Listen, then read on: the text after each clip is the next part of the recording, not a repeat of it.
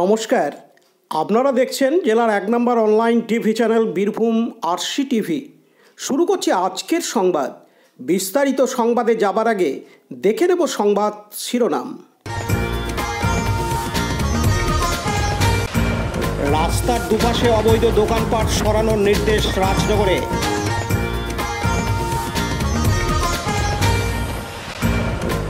ষষ্ঠ দিনে বোলপুর পৌরসভার উদ্যোগে বুলডোজার অভিযান অব্যাহত। লোকপুর গ্রাম পঞ্চায়েতে ডেপুটেশন তৃণমূল কংগ্রেসের।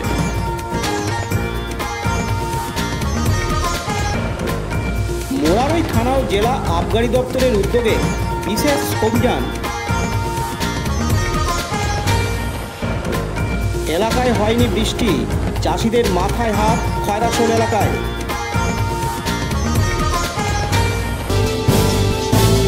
সম্প্রতি মুখ্যমন্ত্রী মমতা বন্দ্যোপাধ্যায় রাস্তা দখলমুক্ত করে অস্থায়ী নির্মাণ সরানোর নির্দেশ দিয়েছেন। এই নির্দেশের পর রাজনগর ব্লক প্রশাসন ও পঞ্চায়েত সমিতির পক্ষ থেকে কড়া পদক্ষেপ গ্রহণ করা হয়েছে। রাস্তার দুধারে অবৈধ নির্মাণ এবং অস্থায়ী যেসব দোকানপাট রয়েছে সেগুলি দোকান মালিকরা সেখান থেকে যাতে সরিয়ে নেন সেই নির্দেশ দিতেই রাজনগরে আজ বুধবার ৩রা জুলাই প্রশাসনিক অভিযান চালানো হলো। রাজনগরের বিডিও শুভাশিস চক্রবর্তী, রাজনগর পঞ্চায়েত সমিতির পূর্ত কর্মাধ্যক্ষ সুকুমার সাধু, রাজনগর থানার ওসি দেবাশিস পণ্ডিত ও এএসআই ছবিলা খাতুন এই অভিযান চালান। রাজনগরে রাস্তার দুপাশের সমস্ত দোকান মালিকদের এদিন সতর্ক করে বলা হয় আগামীকালের মধ্যে এগুলি না সরানো হলে প্রশাসনের তরফ থেকে এগুলোকে ভেঙে ফেলা হবে। এ বিষয়ে এদিন রাজনগর পঞ্চায়েত সমিতির পূর্ত কর্মাধ্যক্ষ সুকুমার সাধু জানান, আজকে আমাদের মুখ্যমন্ত্রীর নির্দেশ অনুযায়ী আমরা কয়েকদিন আগে মাইকিং করেছি যে যারা সরকারি রাস্তার উপর দোকান বসে আছেন এবং সরকারি জায়গার ওপর, যেমন ধরুন বিডিও অফিসেই আছে 3টে গুমটি, কমিউনিটি হলের পাশে আছে, এই ধরনের যেগুলো আছে তাদেরকে আমরা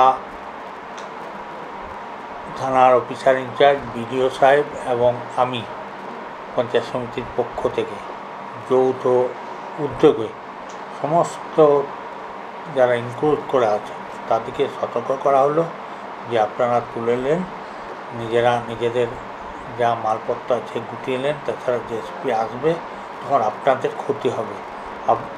মূল কথা হচ্ছে যাতে কোনো মানুষের ক্ষতি না হয় সেই উদ্দেশ্যেই আমরা গিয়েছিলাম।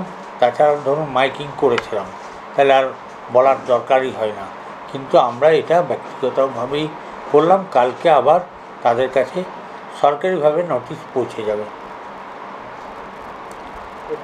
যদি না ওঠে ওটা জেসিবি দিয়ে ভেঙে দেওয়া হবে,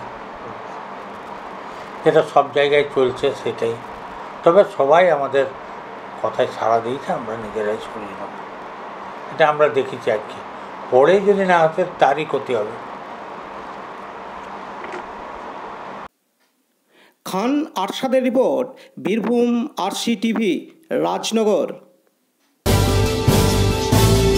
এখন বিজ্ঞাপন বিরতি, ফিরে আসছি বিরতির পর। সব থেকে ভালো চিকিৎসা সবচেয়ে কম খরচে, সবচেয়ে কম খরচে। সব থেকে ভালো চিকিৎসা সবচেয়ে কম খরচে, সবচেয়ে কম খরচে। বিশ্বমানের স্বাস্থ্য পরিষেবা মিলবে দিনে রাতে, বিশ্বমানের স্বাস্থ্য পরিষেবা মিলবে দিনে রাতে।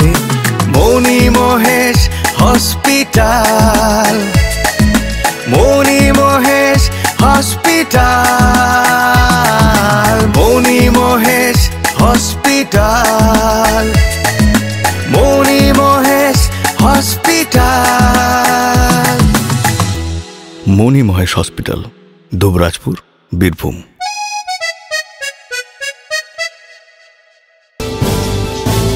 ফিরে এলাম বিরতির পর। আজ বুধবার ৩রা জুলাই সকাল থেকে শুরু হয় বীরভূমের বোলপুর পৌরসভায় বুলডোজার অভিযান, যা আজ ষষ্ঠ দিনে পড়ল। বোলপুর শ্রীনিকেতন রোডে বাঁধগড়া এলাকায় অবৈধভাবে ড্রেনের উপর দোকানঘর থেকে কংক্রিটভাবে যে ড্রেনগুলি বন্ধ করা ছিল সেগুলিকে বুলডোজার দিয়ে ভেঙে ফেলা হয়। যদিও এই অভিযানে শ্রীনিকেতন রোড যানজটের সৃষ্টি হয়, কিন্তু প্রশাসনিক সহযোগিতায় যাতে যানজটের সৃষ্টি না হয় তার জন্য সব রকম সহযোগিতার হাত বাড়িয়ে দেন বোলপুর প্রশাসন। আজ এই অভিযানে সকাল থেকেই উপস্থিত ছিলেন বোলপুর পৌরসভার chairman Parna Ghosh, vice chairman Omar Sheikh সহ বোলপুরের বিভিন্ন ওয়ার্ডের কাউন্সিলররা।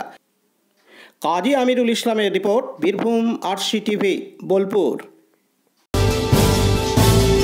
এখন বিজ্ঞাপন বিরতি, ফিরে আসছি বিরতির পর। RCS Network, High Speed Internet Broadband Cable TV and Landline Service Provider, Dubrajpur, Birbhum. আমাদের এখানে পাবেন BSNL, RailTel, city alliance, NGO ফাইবারের internet, cable TV and landline টেলিফোনের কানেকশন নিতে যোগাযোগ করুন। দুবরাজপুর 0346229627 7449000072 9732202011 8207037404। সিউড়ি 034622999995 9647669665 7063544520। ফিরে এলাম বিরতির পর। লোকপুর অঞ্চল তৃণমূল কংগ্রেসের পক্ষ থেকে আজ বুধবার 23 জুলাই লোকপুর গ্রাম পঞ্চায়েত প্রধানের নিকট স্মারকলিপি প্রদান করা হয়।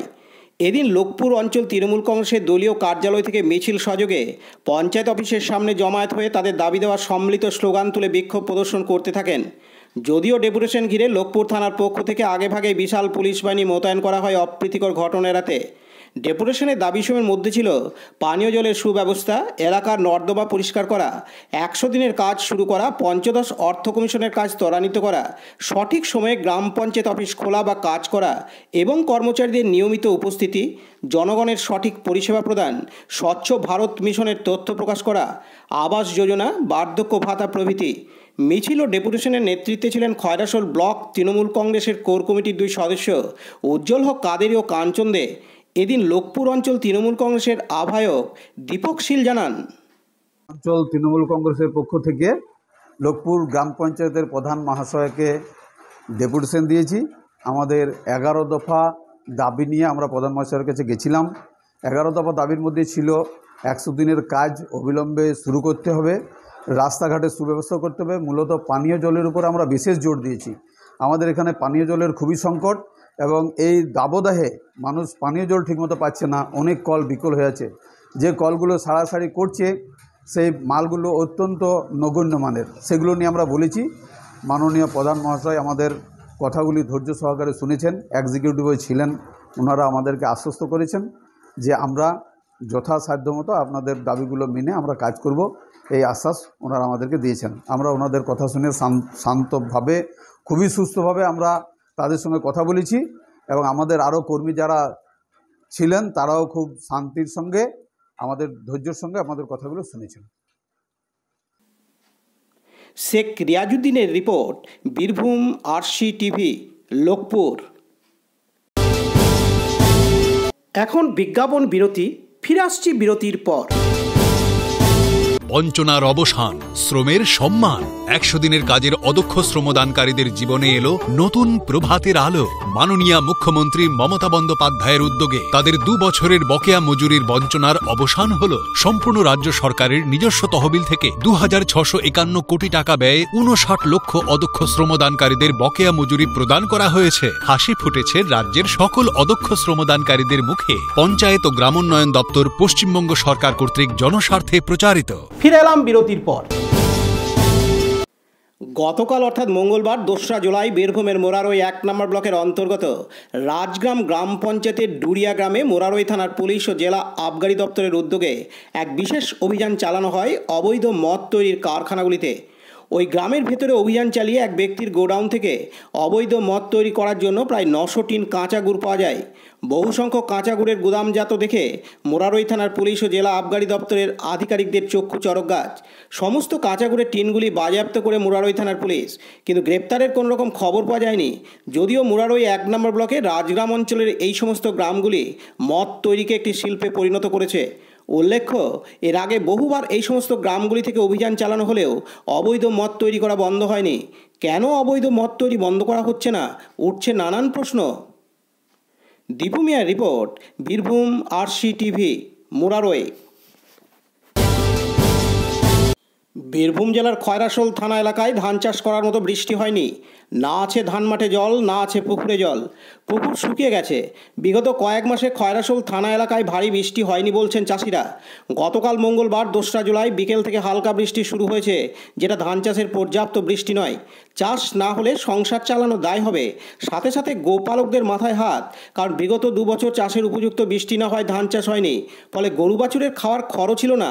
যে খড়ের 20 থেকে 30 টাকা দাম হওয়ার কথা, সে খড় কিনতে হয়েছে 100 টাকা বা তার থেকেও বেশি দামে।